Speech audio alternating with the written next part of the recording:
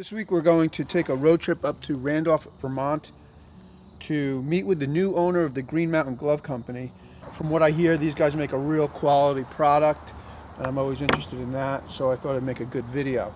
And I'm also going to do a little scouting mission of my property up in Randolph because I'm hoping to maybe build a little cabin up there this spring.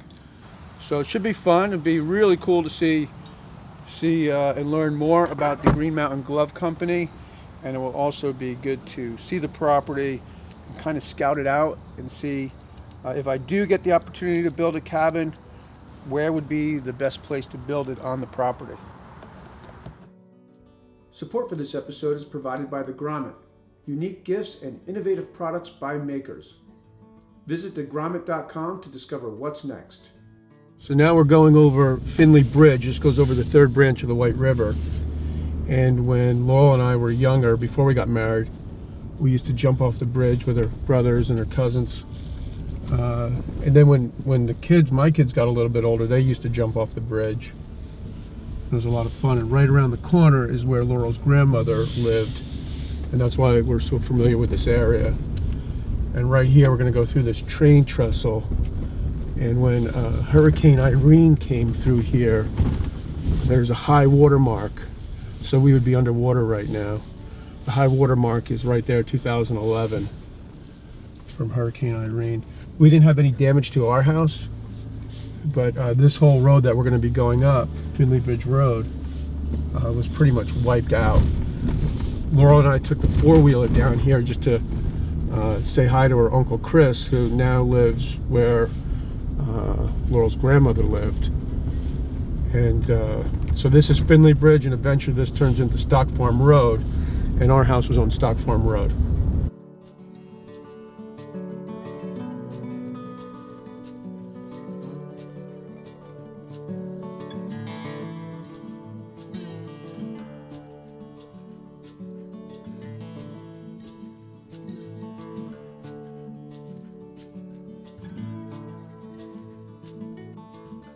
So the nice thing is, what I'm seeing right now is the river's not that high, so it should be pretty good fishing.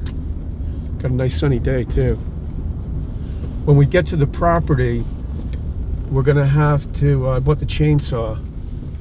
I bought both chainsaws, the electric one too. We're gonna have to probably make those logs a little smaller because they're real heavy. We dragged into these big logs, so hunters and just kids partying wouldn't go onto the property.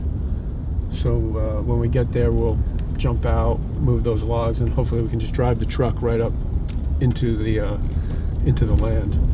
So this is the property, and we've got all these big logs here. I dragged these into place just to keep people from coming up onto the property and partying and having bonfires or whatever. So we're going to go ahead and cut these up, move them out of the way, and drive the truck up here and start scouting out where we might want to build a house, hopefully, or maybe a cabin, hopefully this spring.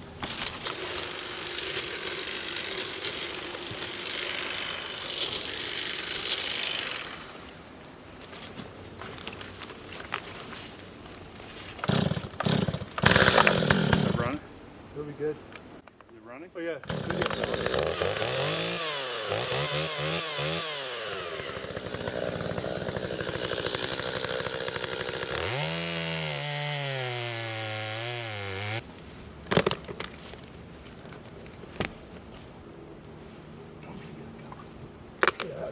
So we'll just have to move that one out of the way. So this one, I'll get this one down a little smaller.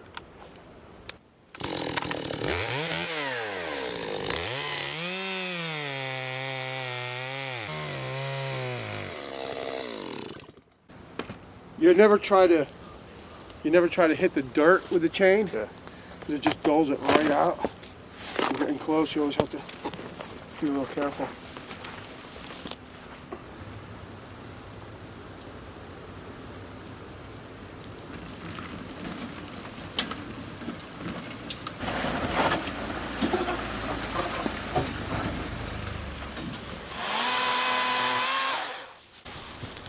So I'm thinking we could build a cabin instead of buying a shed, just build a cabin. We could probably build it in maybe 2 weeks. And I'm almost thinking, before we even get started, just to see if there's any plans out there. Because if we could find the plans with a material list, we could pick everything right up at Bethel Mills. It's like 10 minutes down the dirt road. Bring it right up here in the truck and build it. I'm just clearing a little bit of an area so we can get a good idea. Also so I can turn the truck around. We'll drive right up here, turn around, maybe take the drone for a flight. Then we'll go over and meet Sam.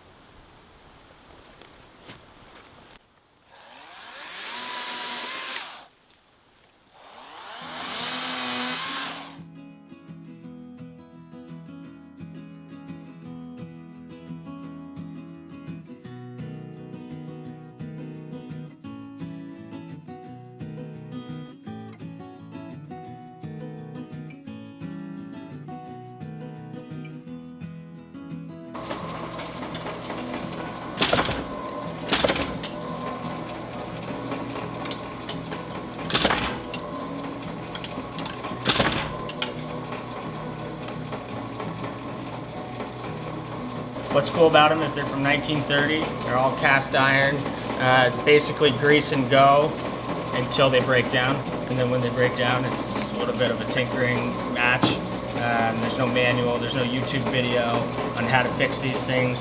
So I don't know, I like to work on equipment, whatever, and grew up in this area working on farms and understand kind of 1 + 1 = 2 as long as it's not too computerized.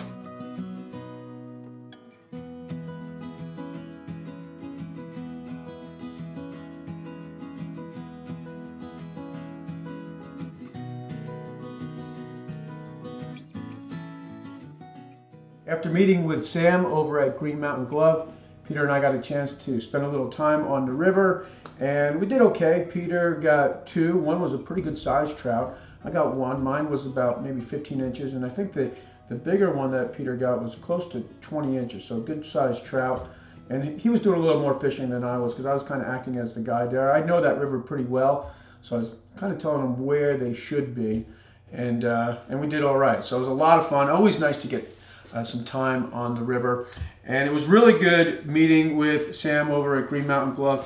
I really have a deep appreciation for people who make quality products, and here's a young guy who's obviously a hard worker with an appreciation for history and a mechanical guy, and I just like to see that. So that episode will be on my channel in about a week or 2. I just have to do some editing, but definitely really nice gloves. I mean, these gloves, they just make you want to go out and do some work, split some wood or something.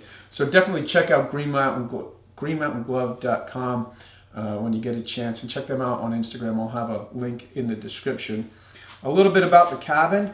My feeling is it's kind of maybe an easier way to get into eventually having a place in Vermont without spending a ton of money, and we'll see how it goes. If I can build the cabin, maybe the cabin will turn into a guest house one day. But that seems to be the most economical way to go to eventually try to have a small place in Vermont. So that's what's going on there. If you don't know, Peter's my business partner. He's been with me on the channel almost from the beginning, and he basically coordinates everything and reaches out to sponsors. He's also the cameraman from time to time, and all those sort of things that I do here, he does kind of a different version back at the computer. So it's always good to have somebody working with you, and also somebody who likes to fish. That's always cool. So what I'm working on right here, this is a little bowl that I'm making. It's kind of got a modern kind of a feel to it. It's almost looks like it's inspired by the artist Richard Serra. If you know who he is, you can check him out. But anyway, I think this is going to look good when it's done. It's not too much different than the original shape of the block of wood where I started. This is the other half. But sometimes, less is more. So we'll see how this turns out. I'll be posting this video sometime in the middle of the week, so I hope you'll tune in for that.